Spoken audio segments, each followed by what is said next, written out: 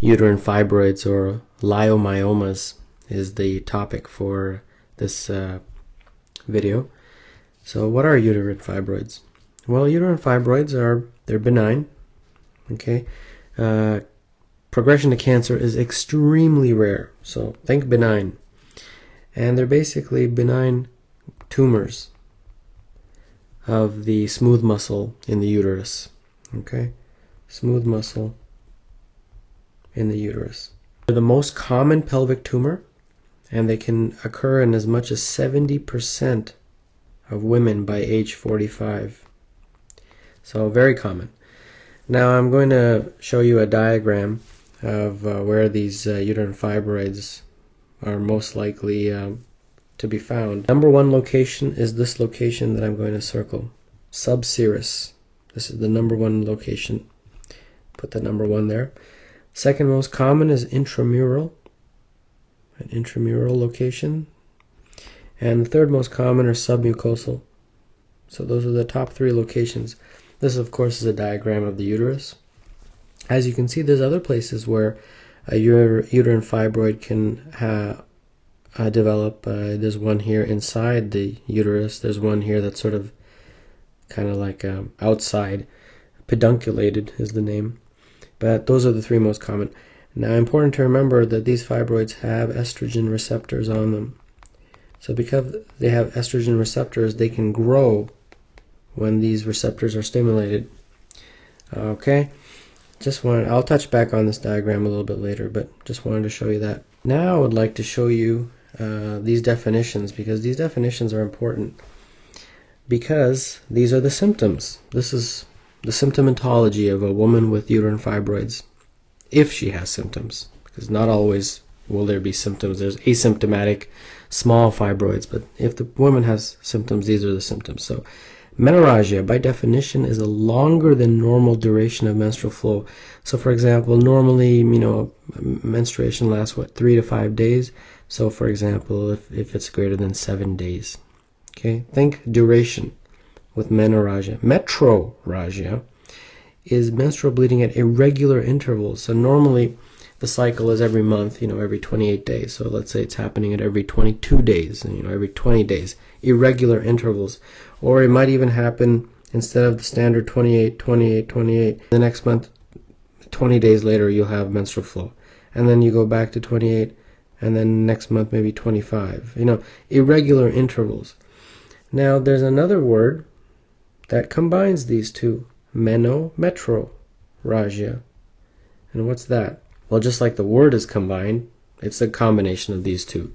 Basically, longer than normal duration and menstrual bleeding at irregular intervals. So those two combined. Okay? Alright, so those are the symptoms. We'll touch more on these symptoms. There's more symptoms, of course. You can have chronic pain in the pelvic area, pressure as well. And because the uterus is so close to the bladder, as the uterine fibroids increase, they can compress on the bladder and cause urinary symptoms such as frequency and urgency. And that's something that can happen, especially if the fibroids are very, very large. Another thing that can happen is they can interfere with pregnancy. They can cause spontaneous abortions. And obviously, if it's progressed to that point, you need to intervene and treat these fibroids, and I'll explain how a little bit later. Now let's get into the diagnosis. Well, by far the most common way to diagnose it is a pelvic ultrasound. That pelvic ultrasound will essentially show you that the woman has fibroids, and will show you where. Interestingly, sometimes you can even, an experienced OBGYN can even tell just with a pelvic exam.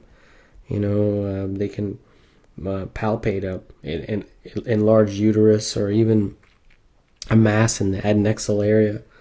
And then you probably do CBC, because most of the time, if a woman comes to the doctor and she's got heavy menstrual bleeding, she might be anemic. So the CBC will tell you, the hemoglobin and hematocrit values. All right, well, let's head on into the treatment. Okay, well, the treatment, there's no one surefire treatment. It depends. There's sort of 5 5 separate ways that you treat, and it depends on the situation. So the first one is if it's asymptomatic. Okay, asymptomatic, you don't do anything. There's no treatment. You might give an NSAID or something for minor discomfort, but there's no absolute obligation to treat if there's no symptoms. The second category is postmenopausal women. Now, postmenopausal is interesting because you remember I touched on the fact that these fibroids have estrogen receptors. Well, after menopause, they can regress, the fibroids. So you might want to just watch and wait as the symptoms and the fibroids both will regress. So wait for regression.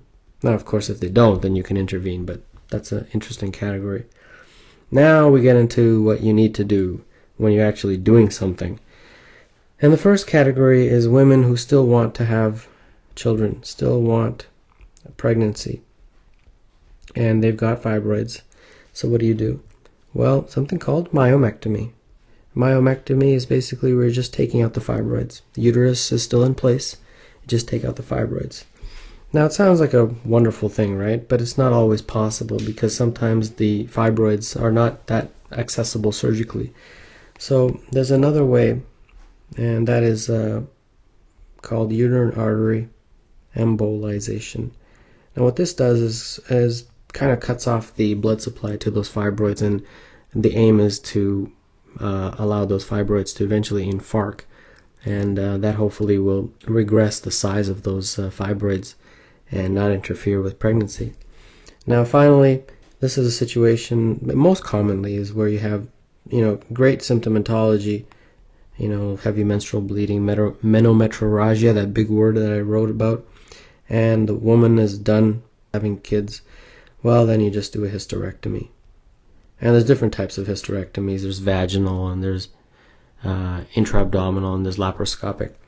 One final thing I wanted to touch on is there's a medication called leuprolide, and what this does is this medication, it's known as a GnRH analog, and what this medication does is that it decreases estrogen production. Okay, decreases estrogen production, and that, remember those estrogen receptors that are on the fibroids, what that does is when you give this medication, it allows the fibroids to shrink. The medication essentially shrinks the fibroids because the estrogen is not stimulating those receptors, because if you stimulate them, the fibroids grow. If you don't stimulate them, the fibroids can shrink in size. And oftentimes this medication is given for a period of time, and then the physician will do the hysterectomy or the myomectomy, because it's easier to do the surgical procedures if you shrunk the fibroids down as much as possible. Alright, now finally I'd like to, well, you can look at this diagram again. This is an excellent diagram in my opinion. Kind of shows you where the fibroids are, and it shows you other locations also. There's even more locations, and then of course this uterus is the big topic essentially, where this pathology is occurring. And then of course you have the cervix here, and then the vagina there, and they also put in an ovary and a fallopian tube. So this is an excellent diagram. So I'll finish off with a couple of vignettes here. So here's the first one. 44-year-old G3P3 female presents with several years of progressively heavier and prolonged menstrual periods. Okay, over the past months she has also experienced lethargy and weakness. She recently visited her primary care physician for tiredness and was diagnosed with moderate anemia. Hemoglobin of 9. 12 to 16 is normal, approximately, in women. She's got 9. Family history is remarkable for a sister who underwent hysterectomy at age 49 for uterine fibroids. Bimanual examination discloses a 16-week enlarged, firm, and irregular uterus. Adnexal and rectal examinations are normal, and stool is heme negative. Pelvic ultrasound shows an enlarged uterus with irregular contour and multiple intramural masses. Well, it's nice to have a diagram of intramural fibroid.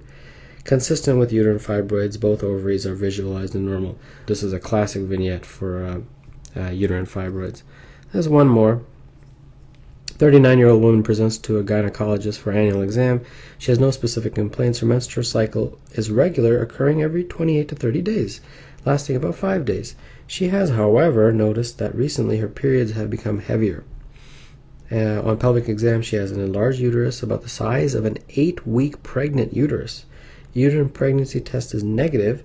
Her full blood count is normal. Pelvic ultrasound shows 2 fibroids within the uterine wall, measuring 2 centimeters each. So now that's another presentation of uterine fibroids.